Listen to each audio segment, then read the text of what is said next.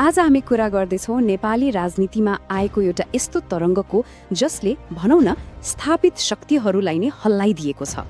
एउटा स्रोत भिडियोले यसलाई कसरी वर्णन गर्छ, आउनुहोस् त्यसको गहिराईमा पुगेर आज हामी विश्लेषण गरौँ। यो स्रोत सामग्रीको सुरुवात नै यही शक्तिशाली र काव्यात्मक लाइनबाट हुन्छ। यसले के भन्छ भने, वर्षौंदेखि चुपचाप बसेको पुस्ता अब चुप छैन, उनीहरूले हातमा परिवर्तनको मशाल बोकेका छन्। यसले नेपालमा चुपचाप एउटा ठूलो राजनैतिक विद्रोह भइरहेको संकेत गर्छ। भिडियोको न्यारेटरका अनुसार नेपालको राजनीतिमा यस्तो भूकम्प गएको छ जसले पुरानो नाप्ने स्केल नै तोडिदिएको छ।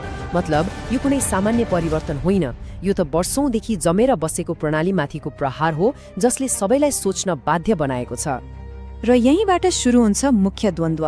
स्रोत भिडियोले प्रष्ट रूपमा देखाउँछ कि कसरी एउटा नयाँ ऊर्जावान आन्दोलनले जरो गाडेर बसेको पुरानो शक्तिलाई चुनौती दिइरहेको छ। यो त नयाँ र पुरानो बीचको एउटा निर्णायक टकराव हो। अब यो परिवर्तनको पछाडि दुईवटा प्रमुख पात्रहरू छन् जसलाई स्रोतले केन्द्रमा राखेको छ, रवि लामिछाने र बालेन शाह। स्रोतले उनीहरूको भूमिकालाई कसरी देखाएको छ भने, उनीहरू एक अर्काका पूरक हुन्। एकजना रवि लामिछाने राजनीतिको भित्री बसेर प्रणालीलाई चुनौती दिइरहेका छन् भने अर्का बालेन शाह बाहिरबाट सीधा दबाव सृजना गर्दैछन्। एउटा आवाज र अर्को भनौँ न डोजर हो। स्रोतका अनुसार आवाज र एक्सनको यो मिलनले एउटा यस्तो शक्तिशाली शक्ति निर्माण गरेको छ जसलाई कसैले पनि नजरअन्दाज गर्न सक्दैन। त्यसैले त यसलाई सामान्य गठबन्धन होइन, प्रणालीका लागि एक खतरनाक संयोजन भनिएको हो। स्रोतको यो भनाइले कुरालाई अझै स्पष्ट पार्छ। यो नयाँ गठबन्धनको प्रकृति कति टकरावपूर्ण छ र यसको महत्त्व कति छ भन्ने कुरा यसले देखाउँछ। मतलब यो केवल चुनावको लागि बनेको गठजोड होइन, बरु प्रणालीमाथिकै अन्तिम प्रहार हो भन्ने उसको दाबी छ। ल अब प्रश्न उठ्छ, स्थापित राजनीतिक दलहरूले यो नयाँ चुनौतीलाई कसरी सामना गरिरहेका छन् त?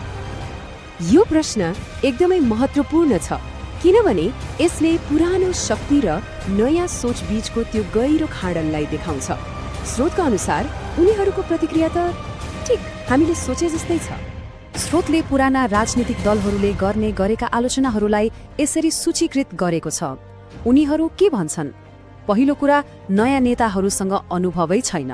दोस्रो, उनीहरू यसलाई सोशल मिडियाको फोका मात्र हो भन्दै उडाइदिन्छन् र बाहिर हेर्दा त उनीहरूले वास्तै नगरेको, ठट्टा गरेको जस्तो देखिन्छ। तर स्रोतको व्याख्या अनुसार वास्तविकता अलि फरक छ। उनीहरूको त्यो बाहिरी हाँसो र बेवास्ताको पछाडि गहिरो डर र तनाव लुकेको छ। बाहिर हाँसो, भित्र तनाव।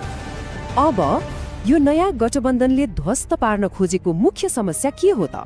स्रोतका अनुसार त्यो हो कुर्सी खेल, जहाँ हरेक 6 महिनामा प्रधानमन्त्री फेर्ने अभ्यासले देशलाई दशकौंदेखि अस्थिरतामा धकेलिरहेको छ।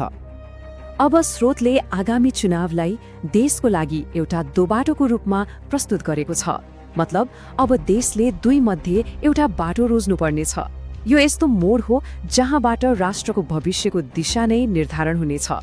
नेपालका लागि दुई सम्भावित परिणामहरू।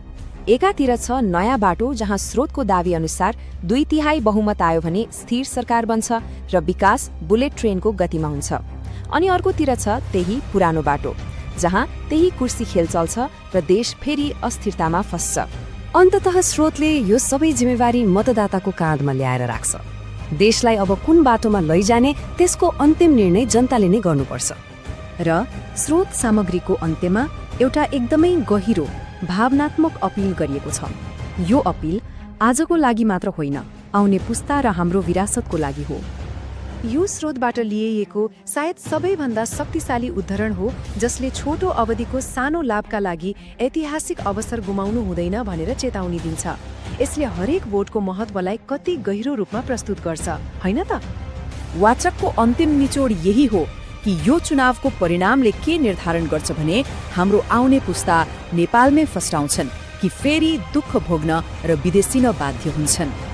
र अन्तमा स्रोतले हामी सबैलाई एउटा सोचमग्न बनाउने प्रश्नको साथ छोड्छ कि यो भोटले साँच्चै नेपालको लागि नयाँ भाग्य लेख्ला त?